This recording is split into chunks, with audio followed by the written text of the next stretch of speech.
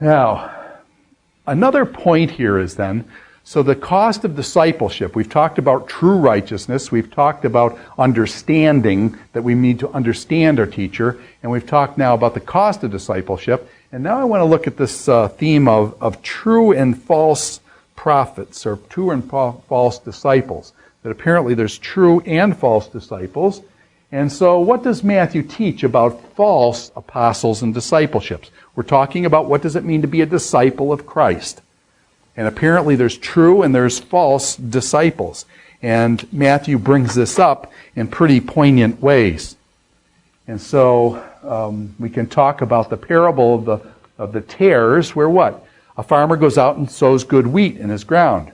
While he's asleep, the enemy comes and sows weeds in the garden. What happens is it comes up, the servants see that there's weeds now mixed with the wheat, and they say, shall we take the weeds out and things? And the master says, no, leave the wheat and the tares grow together until the harvest. And at the harvest, he'll send out his reapers, and his reapers will separate the wheat from the tares. And he'll burn up the tares with unquenchable fire.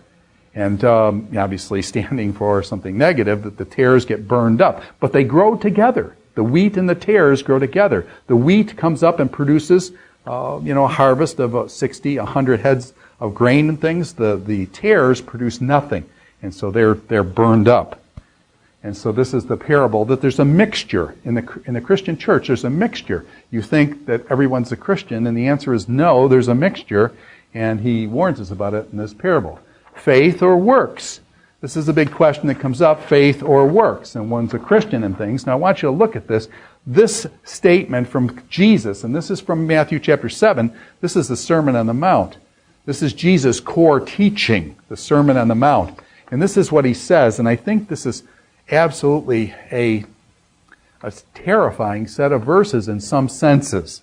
Now I know we don't get terrified at anything. We need to be happy all the time because Jesus has saved our soul and we've got fire insurance now. Well, look at this and see what you think.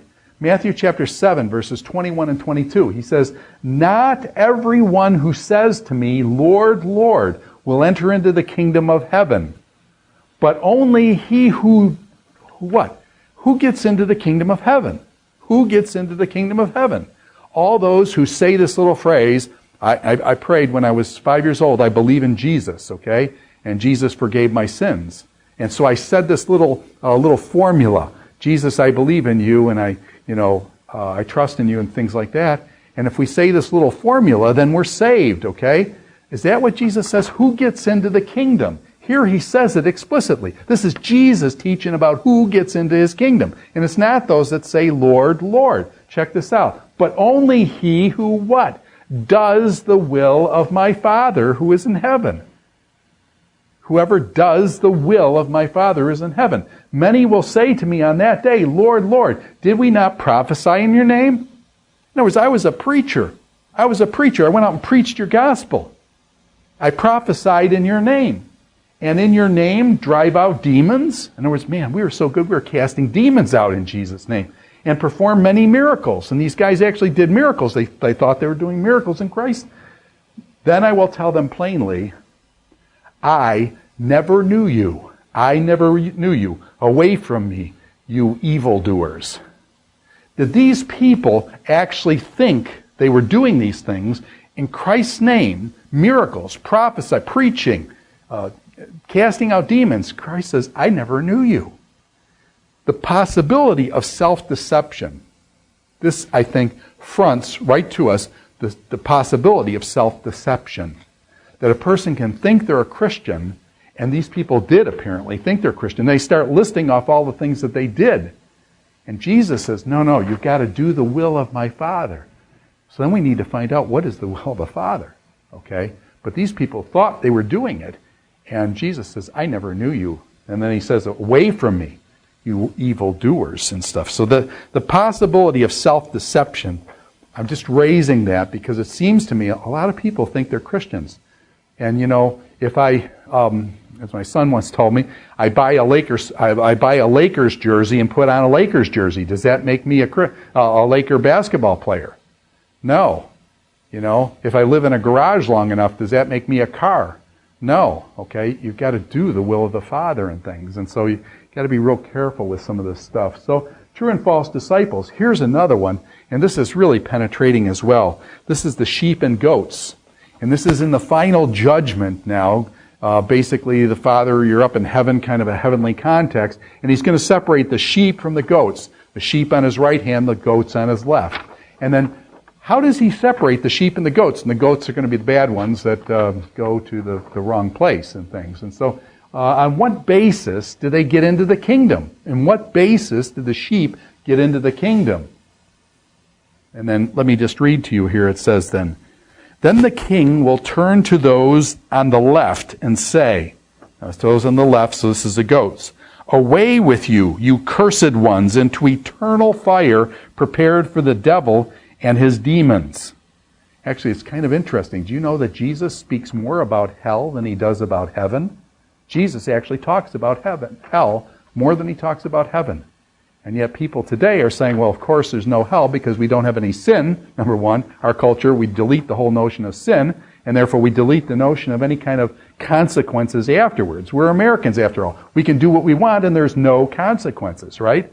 Now, Jesus talks about this. He says, cursed ones, into eternal fire prepared for the devil and his demons. Now why? Why? For I was hungry and you didn't feed me. I was thirsty and you didn't give me drink. I was a stranger, and you didn't invite me into your home. Then they will reply, Lord, when did we see you hungry or thirsty or a stranger or naked or sick or in prison and not help you? And He will answer, I tell you the truth, when you refuse to help the least of these, my brothers and sisters, you were refusing to help me.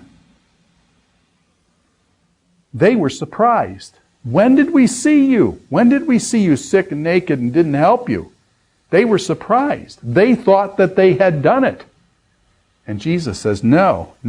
As much as you've done it to the least of these, you've done it to me. It's kind of interesting, too, when you go over to the sheep, and He says to the sheep, come into my kingdom. The sheep say, well, how do we get in here and stuff? He says, as much as you've done it to the least of these, you've done it to me. And the sheep themselves didn't even know when they had helped these people and things like that. So it's just interesting, the kind of reversal here. And again, I'm just raising the issue of self-deception. Real important book, I think, for people to be aware of is Scott Peck's old book called People of the Lie. And what happens is we get comfortable with the lies that we tell ourselves. And Jesus here at the end, there's no excuses. And again, our culture is made up of excuses. We're always the victim. We've always got some sort of excuse going. And Jesus says, no, it doesn't wash. It doesn't wash here. Even though you thought one thing, that wasn't the reality. And you've got to face reality now. And there are consequences to your decisions. You didn't help the least of these. And so depart from me, workers of iniquity. Okay? Very, very strong passage that is, raises this issue of self-deception. Now, one more thing. Let's go back to this, and just one more thing that I want to pick up. Jesus, in terms of His disciples, He comes, and His mother and brothers come up to Him, and His mother and His brothers, Mary and James and Joseph and stuff, come up to Jesus, and they basically are wanting to see Jesus and things. And Jesus, and this is Matthew chapter 12, verse 49, He pointed to His disciples and said, these are my mothers and brothers. In other words, he's kind of expanding His definition of family here in the community, away from kind of a bloodline with mother and brothers kind of thing that He's related to blood-wise, but He basically expands it that these disciples, these are mine, these are my mother and brothers. And then He says this, anyone who does the will of my Father in heaven is my brother and sister and mother. Who is his brother? Who is his sister? Anyone who does the will of the Father, my Father in heaven is my brother and sister and mother. Okay? Notice He doesn't give you some little formula to say, oh yeah, just believe in me, tell me you believe in me, and then everything's cool and things. No, He doesn't say that. He says, whoever does the will of my Father that's in heaven. And then one last one with this kind of idea of true and false disciples. Check this out. The wise man built his house upon the rock. The foolish man built his house upon the sand. Everybody knows that kind of story. The wise man built his house upon the rock. We sing the song as we're kids. and the foolish man built his house upon the sand. What is the difference between the wise man and the foolish man? This is Matthew chapter 7. Again, the Sermon on the Mount. Jesus says this, "Therefore, everyone who hears these words of mine and puts them into practice," everyone who hears these words of mine and puts them into practice is like the wise man who built his house upon the rock. Everyone who hears these words of mine and does not put them into practice is like a foolish man that builds his house upon the sand. And so Jesus is making a clear distinction here between true disciples are ones who hear the words of Jesus and put them into practice. Now, what are the words of Jesus? He's just talked about that for 3 chapters in the Sermon on the Mount. Blessed are the poor in spirit, for theirs is the kingdom of heaven. Blessed are the pure in heart, for they shall see God. Blessed are you when men persecute you and do all sorts of nasty things for righteousness' sake, for yours is the kingdom of heaven. You know, Jesus explains then in his teachings, and he says, whoever hears these words and puts them into practice, it's not just enough to say hear and I believe that stuff. No, he's got to put it into practice and stuff. So one exercise that I use with myself is, on a fairly regular basis, I ask myself this: am I a Christian? I ask myself this question: am I a Christian? Now you say, Dr. Hildebrandt, you've been teaching the Bible for all these years. Remember those guys that preached the word and he said, "Depart from me, evildoers"? I ask myself, am I a Christian? And the answer isn't, of course, yes. Am I doing the will of the Father? Okay? And I think it's a healthy question for a person to ask themselves, to seriously consider, am I a Christian? And to ask the steps, am I walking in the footsteps of Jesus? Am I taking up my cross and following him? And so I think it's a healthy thing, not in terms of a terror, like I'm earning my own salvation and I got to do all this works and stuff. No, but I think it's just a healthy thing to reflect so that one doesn't get complacent with their Christianity. To say, oh yeah, I'm a Christian, no problem. I got the Lakers jersey on, see? And the Lakers jersey means I play basketball with the Lakers. No, you're wearing the jersey, you're not a player. Okay? So you got to be careful with that, and I think it's a healthy question to ask, am I a Christian? And to think deeply about what that means.